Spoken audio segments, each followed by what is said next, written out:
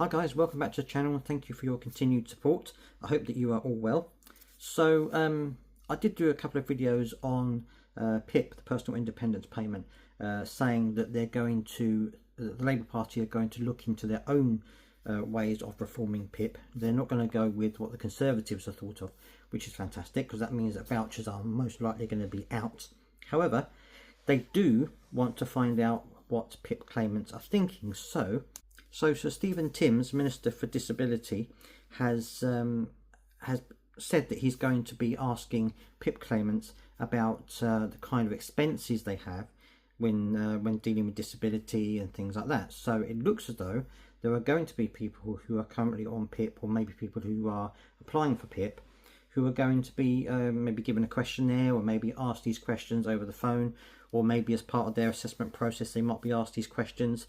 Not sure how it's going to be worked out just yet, but what it means is that they're going to be looking at the additional costs that being disabled may have. So in terms of, it could be going to therapies, it could be transportation, it could be special diets, it could be anything like that, anything that costs over and above what someone who isn't disabled may have to pay.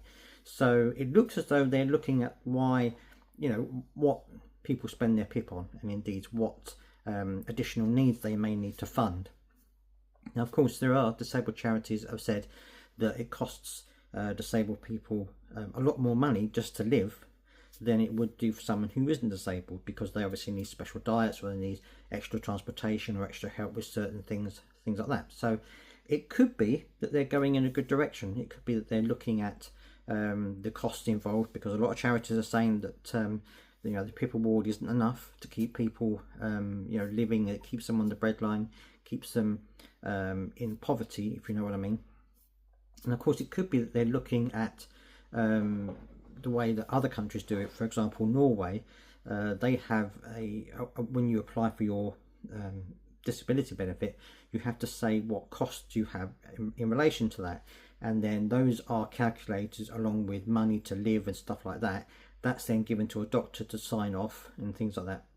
It's a more complicated process, but it's designed to be a bit more tailor-made to a person's needs, rather than just giving the same amount of money to everybody. So that could be a good thing in a way, because it could mean that people who perhaps spend more money on perhaps special equipment or medication or special diets might get more money than someone who doesn't. But then it's supposed to be fair and proportional in Norway. I'm not quite sure whether it'll be fair and proportional here, but it could be a step in the right direction. So let me know what you think down in the comment section about this. If you were asked these questions, if you were asked to take part in this survey, would you do it?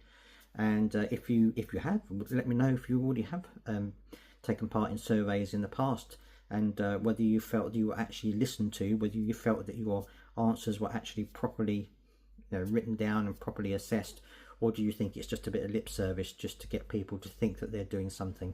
Let me know down in the comment section what you think.